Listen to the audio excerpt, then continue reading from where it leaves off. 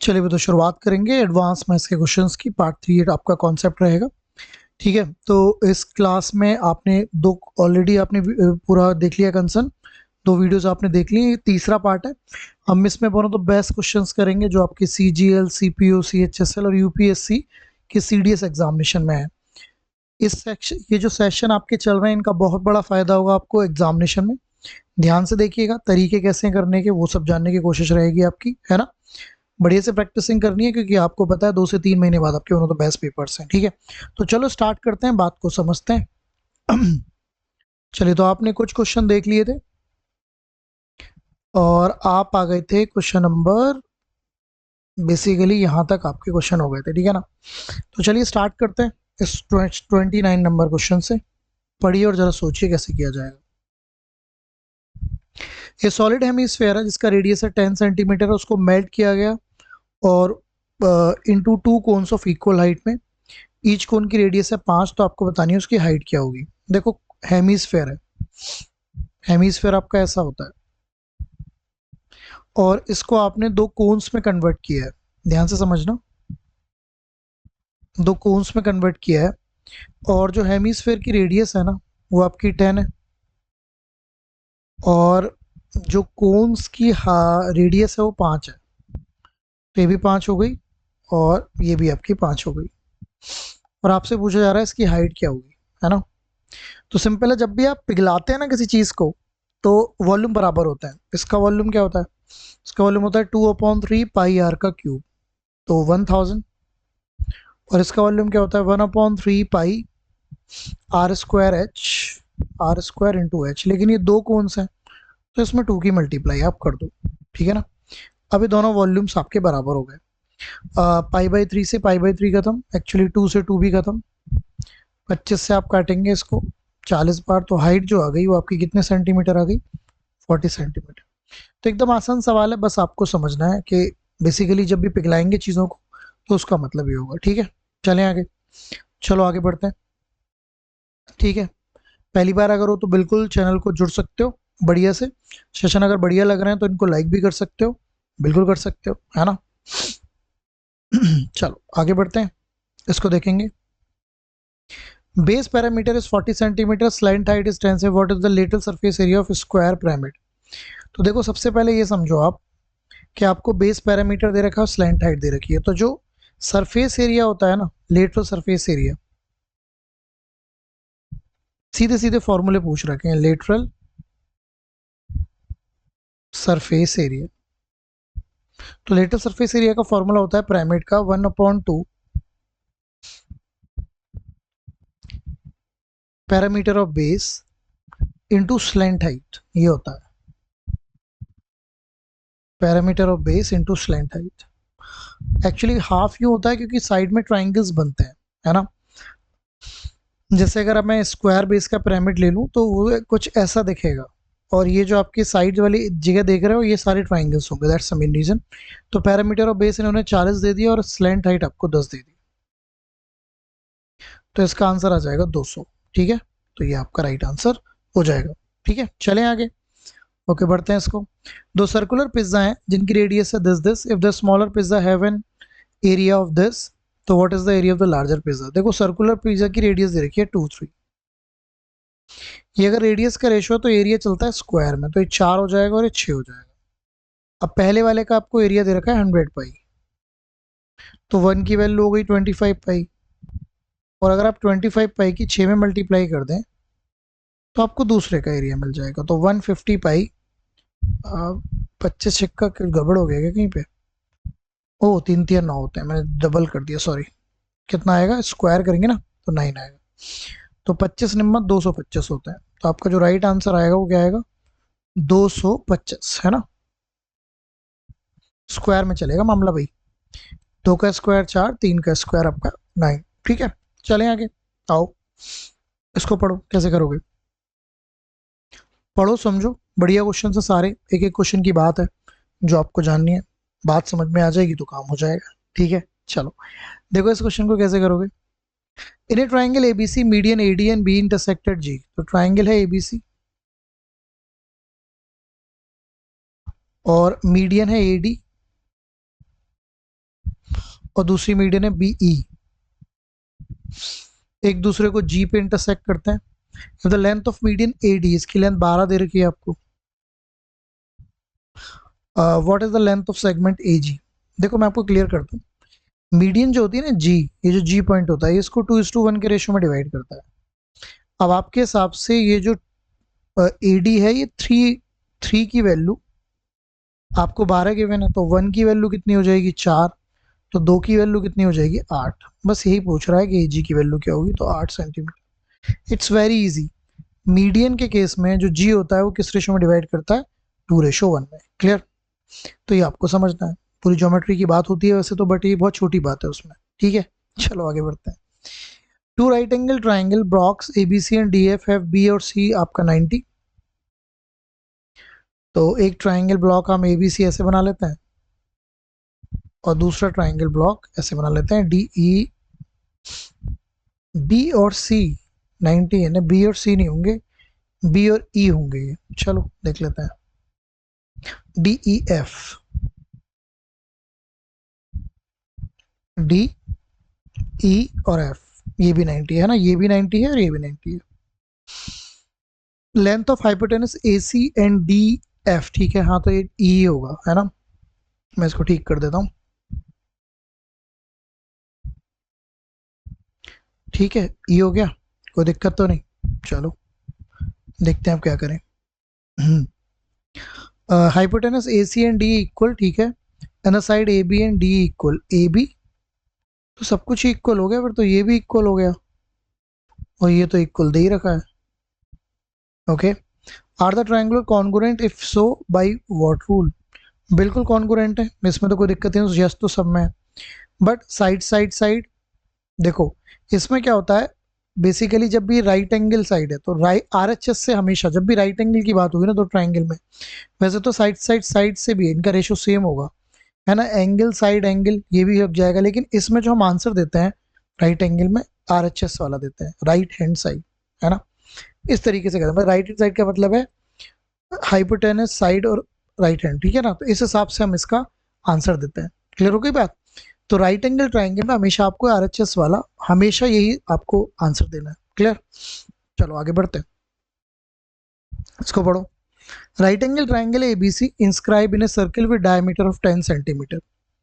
तो एक सर्किल है और उसके अंदर एक राइट एंगल है जिसका डायमीटर 10 है। तो देखो मैं क्लियर कर दूं, अगर सर्किल है और इसके अंदर अगर आप राइट एंगल ट्राइंगल बनाते हैं, तो राइट एंगल ट्राइंगल का जो हाइपो होएगा ना, वो हमेशा सर्किल का डायमीटर होगा, ये हमेशा याद रखिएगा। राइट एंगल ट्राइंगल का, ठीक है, जो डायमीटर होगा वो हमेशा, तो ये 10 दे रखा है तो ये 5 हो गई, ये 5 हो गई, है ना। ओके, एल्टीट्यूड बी डी, ठीक है, डी हो गई। Drawn from the vertex B to the hypotenuse A C, अच्छा तो हाइपोटेनस ए सी है, तो ये डी पॉइंट ये होगा भाई, ए बी और सी ऐसे होगा, और आपने इससे परपेंडिकुलर डाल दिया यहाँ पे, ये परपेंडिकुलर डल गया, ठीक है। If the length of leg is 6 centimetre, what is the length of the segment A D? अच्छा, ठीक है, an altitude B D is drawn from the vertex B to the hypotenuse A C, if the length of the leg is 6, इसकी length आपको 6 दे रखी है, तो what is the length of segment A D? A D की length पूछिए, ठीक है। देखो वैसे तो ये जो फिगर है ना, इस फिगर को मैं ठीक से बना देता हूँ, तो इसकी आप डायरेक्टली लेंथ निकाल सकते हो, ठीक है। अब थोड़ा समझते हैं इसकी लेंथ को निकालने के लिए, ये फिगर को ना मैं थोड़ा ठीक कर देता हूँ, या मैं इसको एक नई फिगर बना देता हूँ। देखो अगर कोई भी राइट एंगल ट्राइंगल होता है, जैसे कि ये है, और इससे आप परपेंडिकुलर डालते हैं बी डी, और इसकी लेंथ आपको 10 दे रखी है और इसकी लेंथ आपको 6 दे रखी है, ठीक है। तो ये मिड पॉइंट होता है वैसे, ये जो परपेंडिकुलर है ना, इसकी लेंथ आप ए डी की लेंथ, ये जो लेंथ दिख रही है ना आपको ए डी डी तो पॉइंट यहाँ पे था ना, हाँ ठीक है, ये ए डी की लेंथ आप डायरेक्टली निकाल सकते हैं, लेकिन उसके लिए आपको कुछ और बातें समझनी पड़ेंगी, ठीक है, देखते हैं।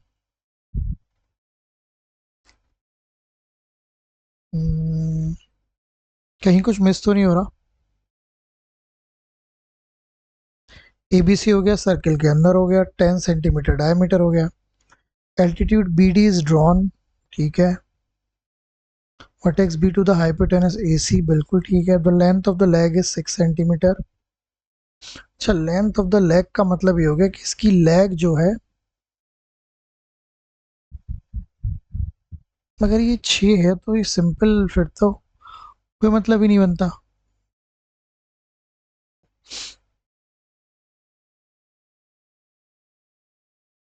अच्छा चलो, एक लेग मतलब इसका मतलब ये दे रखी है आपको, ये 6 दे रखी है, ये 8 दे रखी है, तो मैं आपको क्लियर कर दूं, जो परपेंडिकुलर का फॉर्मूला होता है ना इसका, BD का, इसका फॉर्मूला होता है perpendicular into base upon hypo.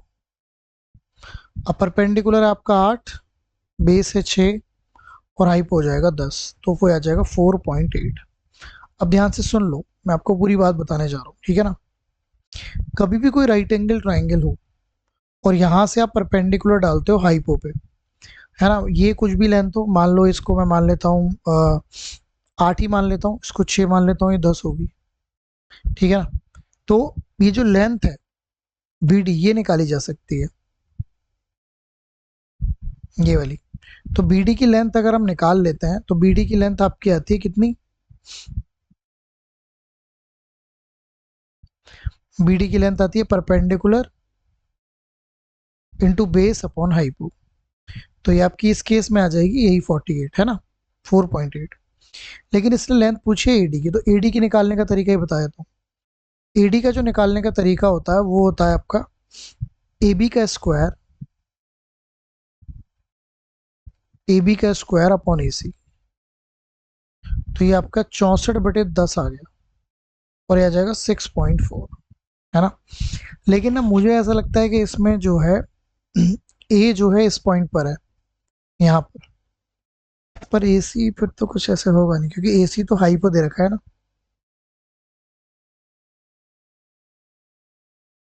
तो इसकी लेंथ तो भाई यही आएगी, 8 का स्क्वायर अपॉन 64। बाकी देखते हैं क्या हो सकता है, ठीक है। चलो बताना इसका क्या कंसर्न है। ओके, डन है बात। चलो आगे बढ़ते हैं। इसको देखो, two circle intersect at 2 points, which of the following statement is true. तो दो सर्किल अगर एक दूसरे को कट कर देता है इस टाइप से, ठीक है, the internal tangent is longer than the external tangent. Internal tangent जो है एक्सटर्नल टेंजेंट ये होती है, तो इंटरनल टेंजेंट तो इसमें बनेंगी ही नहीं, तो पहली तो ऑप्शन खत्म ही हो गया।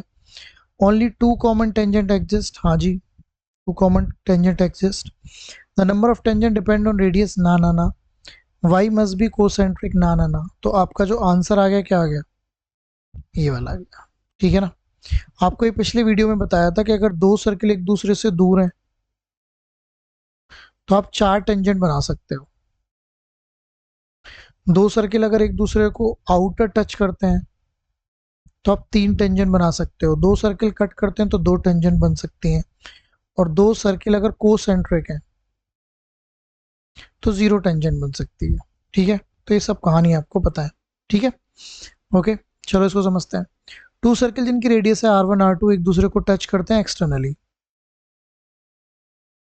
तो टू सर्कल्स हैं जिनकी रेडियस है R1 R2 और एक दूसरे को टच कर गए, तो length of the direct common tangent is T। Direct common tangent होती है ये, इसको मैं ये मान लेता हूँ, इसको भी, और इसकी लेंथ दे रखी है इन्होंने T। Which of the following correct relation between T, अच्छा ओके ओके, तो ये R1 दे रखी है या R2 दे रखी है।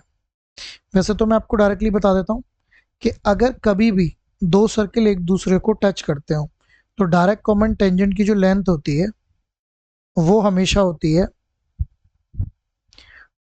2√R1 × R2, हमेशा याद रखिएगा। अगर दो सर्किल एक दूसरे को टच करते हैं तभी ऐसा होता है। तो जो डायरेक्ट कॉमन टेंजेंट की लेंथ होती है वो आती है 2√R1 R2, है ना। तो इसका जो आंसर होगा वो ये होगा। आती को ये भी बताया था, डायरेक्ट कॉमन टेंजेंट का जो फॉर्मूला होता है वो होता है अंडर रूट सेंटर के बीच की distance minus r1 minus r2 का होल स्क्वायर।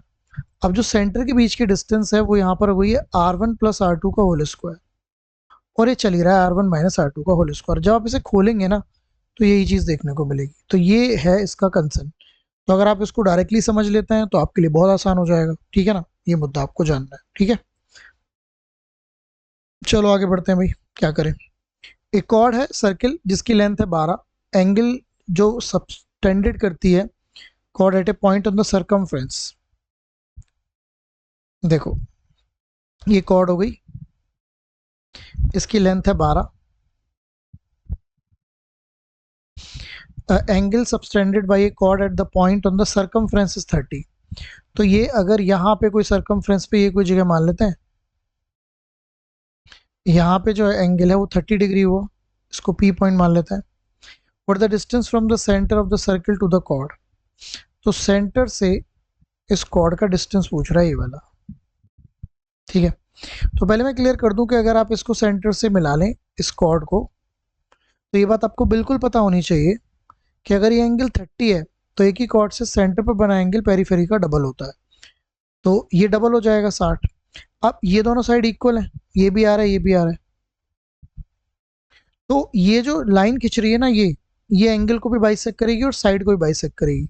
तो ये एंगल 30 आ जाएगा, ये भी 30 और ये भी 30, ये तो 90 होगा, और ये 12 और ये 6 हो जाएगा। आपसे पूछ रहा है ओके डिस्टेंस पूछ रहा है। अब मैं आपको क्लियर कर दूं, ये एक राइट एंगल ट्राइंगल बन गया। अगर मैं इसको गौर से देखूं, अगर 30 के सामने 60 है, वो सॉरी 30 के सामने 6 है, तो ये जो लेंथ होगी ये इसका बेस होगी, और ये बेस होगी 6√√3। तो आपका जो राइट आंसर आएगा वो क्या आएगा, 6√3। That will be the right answer. Okay, तो ये बात आपको समझनी है। तो ये जो मुद्दे हैं ये आपको समझने होते हैं। एक बार क्लैरिटी में आ जाएं तो काम बनना शुरू हो जाता है, ठीक है भाई। चलो देखो अगले क्वेश्चन को देखते हैं। What is the area of segment form by a chord. तो सबसे पहले आपको ये समझना है सेगमेंट की बात कहाँ पे हो रही है। कॉर्ड में हमेशा ये जो नीचे वाला और ऊपर वाला हिस्सा होता है इनको सेगमेंट्स बोलते हैं। But the area of segment form by a chord in a circle of radius 8। Okay, तो सर्किल ऑफ रेडियस 8 हो गई है।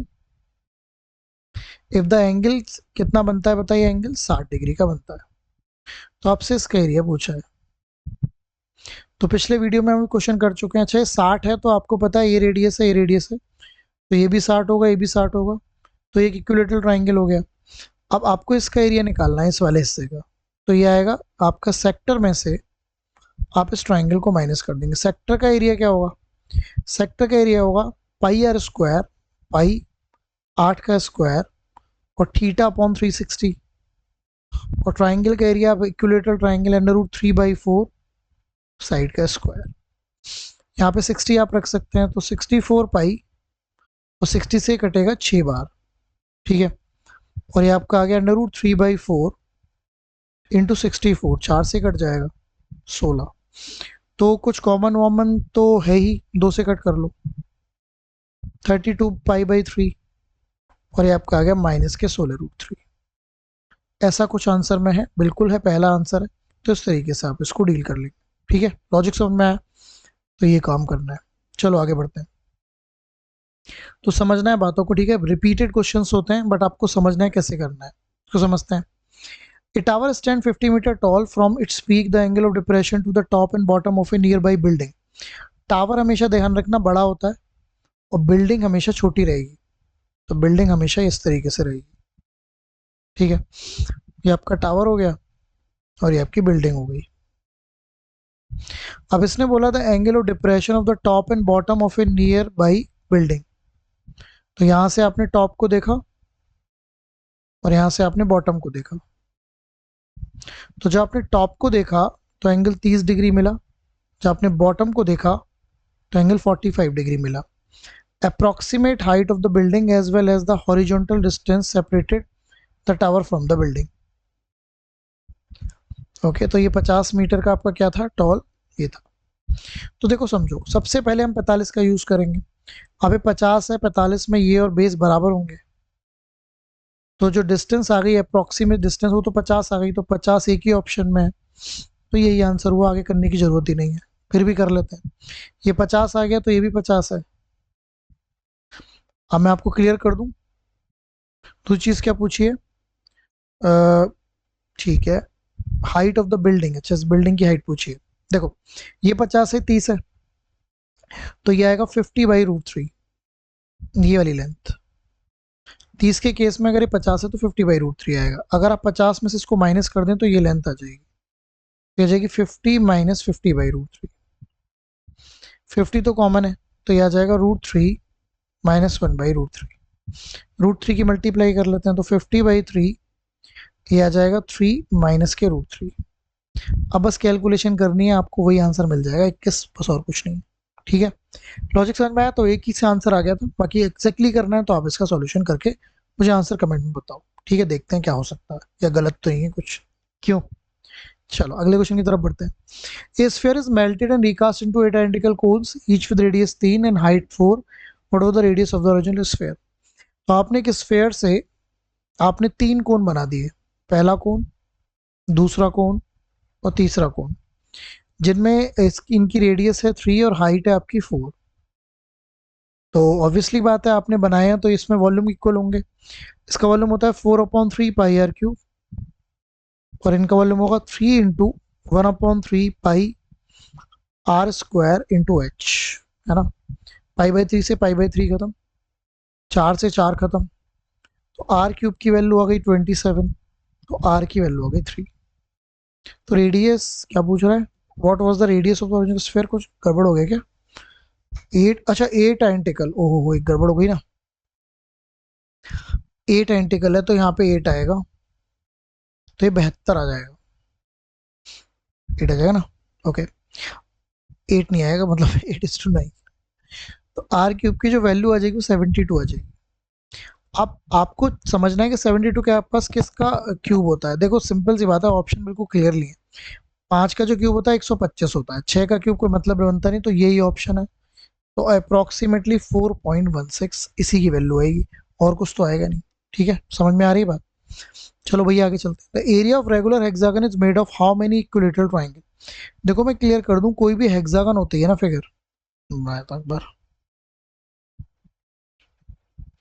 कोई भी हेक्सागन फिगर हो, ठीक है, जैसे कि हेक्सागन फिगर है, इसकी खासियत होती है कि अगर आप इसमें डायगोनल्स क्रिएट कर दो इस टाइप से, है ना, तो इसमें आप 6 ट्राइंगल्स देखोगे, first, second, third, fourth, fifth और सिक्स। सॉरी, ये सारे के सारे ट्राइंगल इक्विलेटरल ही होंगे। ठीक है, ये सारे के सारे ट्राइंगल इक्विलेटरल होंगे। तो ये पूछ रहा है the area of the regular hexagon is made of how many equilateral triangle? तो 6। हमेशा याद रखना, कोई भी हेक्सागन जो होता है उसका जो एरिया होता है ना हेक्सागन का, वो होता है 6 into area of equilateral triangle. तो इसका जो फॉर्मूला बनता है वो ये बनता है √3/4 a², क्योंकि ये जो एरिया मैं लिख रहा हूँ ये आपका इक्विलेटरल ट्राइंगल का एरिया लिख रहा हूँ। तो आंसर आता है 3√3/2 a²। That will be the right answer. Okay, done है बात, कर पाएंगे? ओके, चलिए इसको देखते हैं।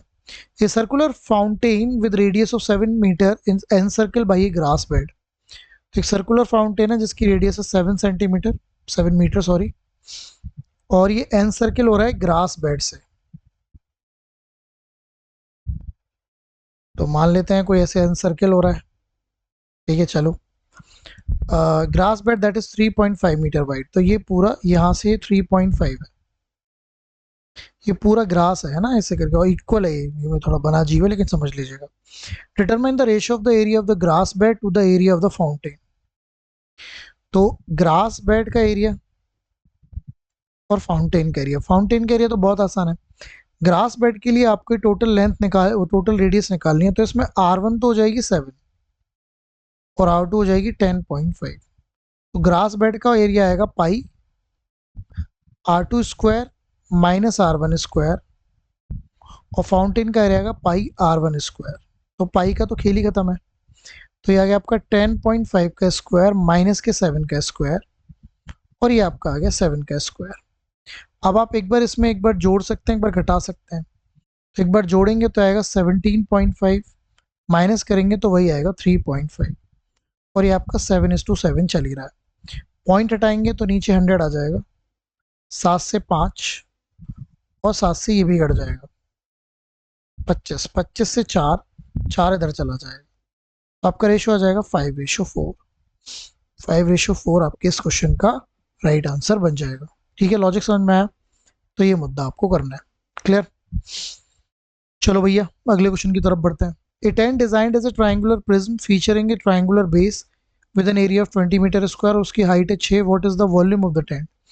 देखो प्रिज्म का जो वॉल्यूम होता है ना, मैं आपको क्लियर कर दूं, वो होता है एरिया ऑफ बेस और इनटू हाइट। इस फॉर्मूले को बिल्कुल एकदम रट लेना। अब जो एरिया ऑफ बेस है वो आपको दे रखा है 20 और हाइट इसकी दे रखी है 6, तो आपका जो राइट आंसर आएगा वो 120 मीटर क्यूब आएगा। क्लियर? कर पाएंगे? तो ये मुद्दा है। ठीक है, देखते हैं। Which line has slope 1 and passes through this? Okay, देखो सबसे पहली चीज को समझना है कि कोई भी इक्वेशन अगर इस फॉर्म में लिखी हुई है y is equal to M X plus C, तो इसमें m इसका स्लोप है।